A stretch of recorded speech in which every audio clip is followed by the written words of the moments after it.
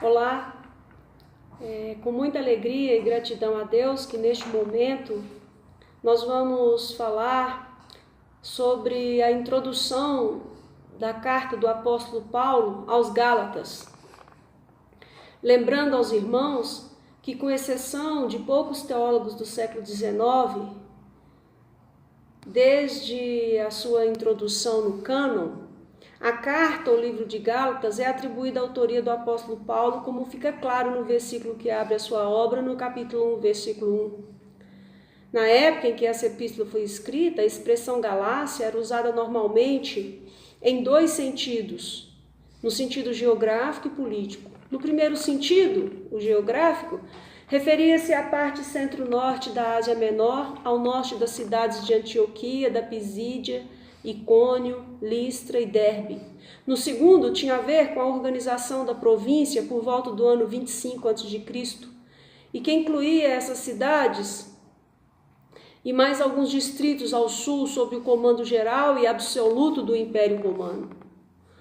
O grande propósito de Paulo ao escrever esse tratado foi instruir os cristãos da região da Galácia sobre a justificação exclusiva e absoluta em Jesus Cristo, o Messias e Filho de Deus.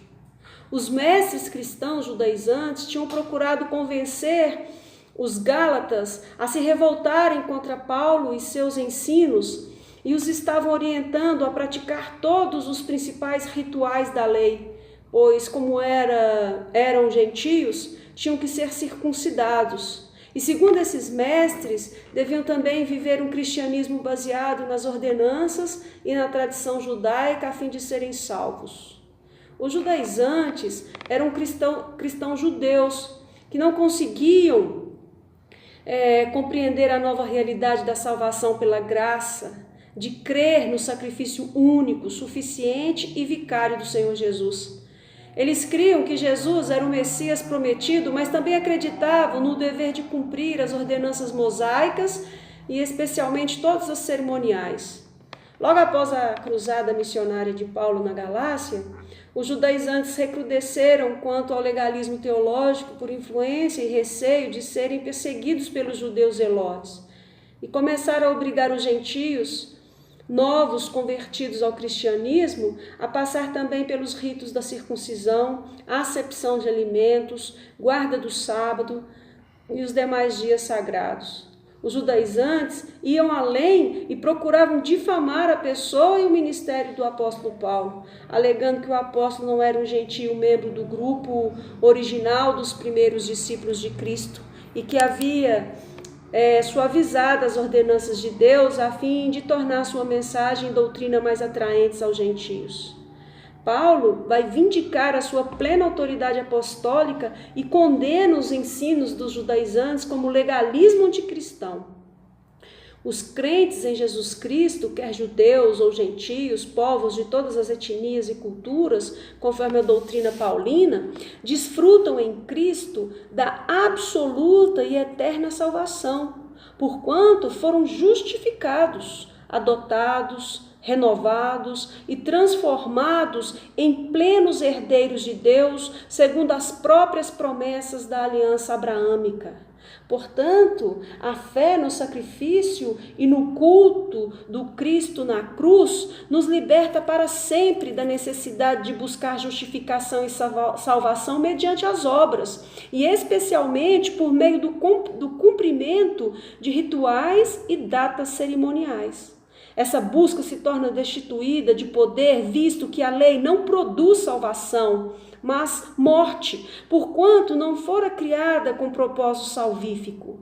Confiar apenas nas obras e na lei, com o fim de ser salvo, nos conduz à mesma escravidão sob a qual vive o povo judeu que ainda não recebeu a Cristo como Salvador e Senhor das suas vidas. Por essa razão, os crentes não devem procurar voltar às tradições judaicas, ao cumprimento das exigências de leis religiosas como base de segurança para a sua salvação, porquanto, agindo erroneamente dessa forma, estarão perigosamente submetendo suas vidas a uma escravidão da qual já fomos libertos por Jesus Cristo. Os cristãos devem, isso sim, depositar plena fé e segurança na liberdade que Cristo nos outorgou, servindo a Deus e aos semelhantes mediante o poder do Espírito de Deus, como novos seres humanos, livres em Cristo, e assim cumprindo com júbilo espiritual a vontade do nosso Salvador. Certamente, meus irmãos, essa carta de Paulo aos Gálatas começou a circular entre os cristãos por volta dos anos de 48 e 58 depois de Cristo. Contudo, ainda não há evidências mais precisas, pois o estabelecimento exato da data depende do primeiro destino da carta. Os primeiros estudiosos afirmavam que Paulo havia enviado essa epístola de Éfeso entre os anos de 53 e 57 depois de Cristo, endereçando-a primeiro às igrejas localizadas no centro-norte da Ásia Menor, Pessino, Ancira e Távio. Outros historiadores acreditam que Gálatas foi escrita preferencialmente às igrejas fundadas pelo apóstolo em sua primeira viagem missionária na região sul da província romana da Galácia, Antioquia da Pisídia, Icônio, Listra e Derbe. Alguns ainda defendem que essa carta teria sido escrita em Antioquia da Síria ou Corinto por volta do ano 50 depois de Cristo, depois dessa primeira viagem, mas antes da reunião do Concílio de Jerusalém. O esboço geral da carta aos Gálatas, nesse esboço geral, Paulo começa com uma saudação, dizendo que é apóstolo de Cristo. Paulo procura trazer as ovelhas do Senhor de volta ao bom aprisco. E ele fala também sobre a plena autoridade apostólica e a sua idoneidade. Paulo só pregava o evangelho que Cristo lhe revelara. A mensagem de Paulo, reconhecida